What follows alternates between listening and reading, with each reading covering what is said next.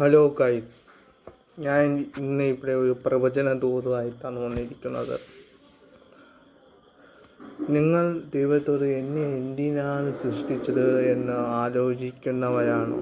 എന്നാൽ ഈ വീഡിയോ നിങ്ങൾക്കുള്ളതാണ്. നിങ്ങൾക്ക് ദൈവം 2 കൈകളും 2 കാലും ഒരു കുറവുമില്ലാതെ ദൈവം നിങ്ങളെ ഉണ്ടാക്കിയ ആൾക്കാരാണ്.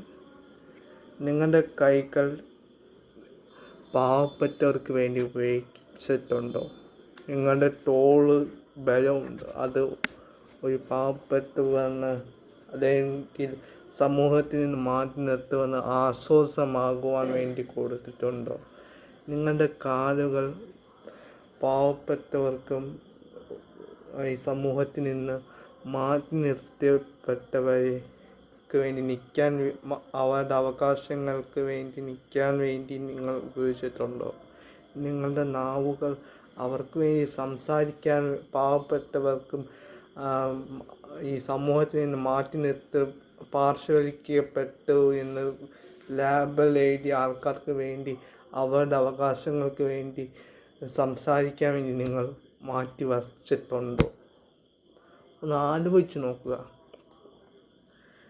നിങ്ങൾക്ക് വേണ്ടി ദൈവം 2 തൻ്റെ ശരീരം കൊടുത്തു, ബലിയാക്കി തൻ്റെ ജീവൻ കൊടുത്തു. പക്ഷെ പകരം നിങ്ങൾ എന്ത് ചെയ്തു? പകരമായിരിക്കും നിങ്ങളിങ്ങനെ എന്താണ് ഞാൻ ചെയ്തത്? മത്തായി എഴുതിയ സുവിശേഷം 25-ാം അധ്യായം 30-ാം വാക്യം തൊട്ട് അവസാനം വരെ വായിക്കുമ്പോൾ ഇങ്ങനെ എഴുതിയിട്ടുണ്ട്: മനുഷ്യപുത്രൻ തൻ്റെ തേജസ്സോടെ സകല വിശുദ്ധ ദൂതന്മാരുമായി വരുമ്പോൾ അവൻ തൻ്റെ തേജസ്സിൻ്റെ സിംഹാസനത്തിൽ ഇരിക്കും.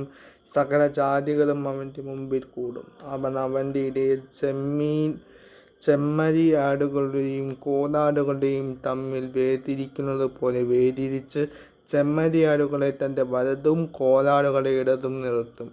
രാജാവ് തൻ്റെ വലതുള്ളവരോട് അരുളിച്ചെയ്യും: എൻ്റെ പിതാവിനാൽ അനുഗ്രഹിക്കപ്പെട്ടവരെ, വരുവിൻ, ലോകസ്ഥാപനം മുതൽ നിങ്ങൾക്കായി ഒരുക്കിയിരിക്കുന്ന രാജ്യം അവകാശമാക്കിക്കൊള്ളുവിൻ.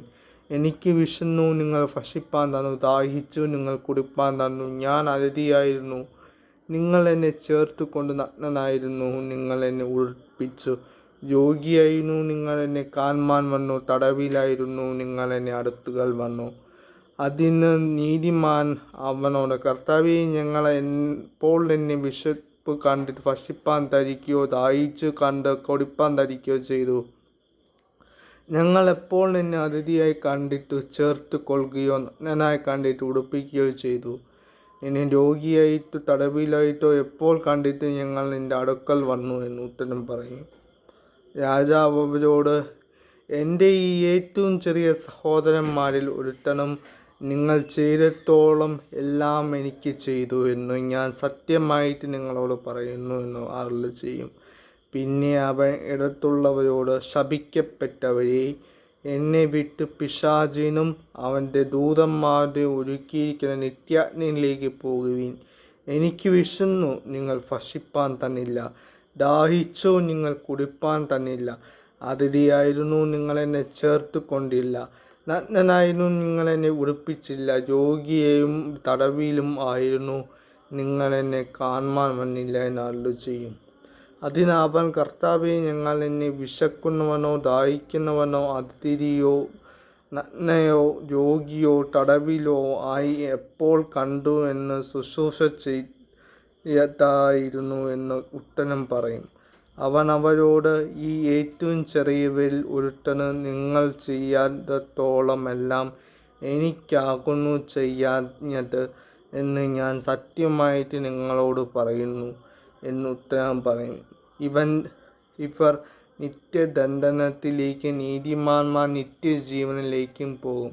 ഇവിടെ നാം നോക്കുകയാണെങ്കിൽ ഇല്ലാത്തവർക്ക് ഉടുക്കുവാനും, രോഗികളെ രോഗം മാറ്റുവാനും, അവർക്ക് ശുശ്രൂഷ ചെയ്യുവാനും, തടവിലായി ഇരിക്കുന്നവർക്ക് അവരെ കാണുവാനും, പിന്നെ ദാഹിക്കുന്നവർക്ക് ദാഹജലം കൊടുക്കുവാനും, ആഹാരമില്ലാത്തവർക്ക് ആഹാരം കൊടുക്കുവാനും, നമ്മളെ ദൈവം പഠിപ്പിക്കുകയാണ്.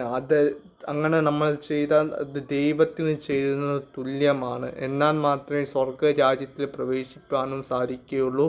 അത് മാത്രമല്ല, തടവിലായി ആയിരിക്കുന്നവരെ നോക്കി പോകുവാനും അവരോട് സുവിശേഷം പങ്കുവയ്ക്കുവാനും നമ്മുടെ നിയോഗമാണ്. അത് നമ്മൾ ചെയ്യേണ്ട കർത്തവ്യം കൂടെ ആണെന്ന് മനസ്സിലാക്കുക എന്ന് പറഞ്ഞുകൊണ്ട് ഈ വീഡിയോ ഇഷ്ടപ്പെട്ടാൽ ലൈക്ക് ചെയ്യുക, ഷെയർ ചെയ്യുക, സബ്സ്ക്രൈബ് ചെയ്യുക.